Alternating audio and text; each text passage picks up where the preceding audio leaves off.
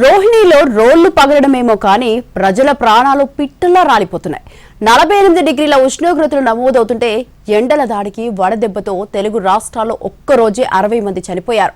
మరికొన్నాళ్ళు ఎండల తీవ్రత ఎక్కువగా ఉంటుందని అప్రమత్తంగా ఉండాలని అధికారులు హెచ్చరిస్తున్నారు. చచ్చిపోమంటావా? ఎండ బాధ భరించలేని జనాలు సూర్యుడిని అడిగే ప్రశ్న ఇది సోషల్ మీడియాలో ట్రెండింగ్లో ఉంది. రీల్స్ సంగతి పక్కన పెడితే రియల్గానే జనాలు చచ్చిపోతున్నారు. అవును, ఎండవేడి వడదెబ్బతో జనాలు పిట్టల్లా రాలిపోతున్నారు. 46 డిగ్రీలకు పైగా టెంపరేచర్ నమోదవుతోంది. మరోవైపు రోహిణి కార్తెలో మొదటి రోజే ఎండ సెగ చూపించింది. ఉదయం 7 గంటలకే భానుడి ప్రతాపం కనిపించింది. వడగాడ్పులు ఉక్కబోత తీవ్రతతో ప్రజలు ఉక్కిరిబిక్కిరయ్యారు. ఎండల దాడికి వడదెబ్బతో నిన్న ఒక్కరోజే తెలంగాణ వ్యాప్తంగా దాదాపు 42 మంది మృతి చెందారు. అటు ఏపీలో 18 మంది కన్నుమూశారు.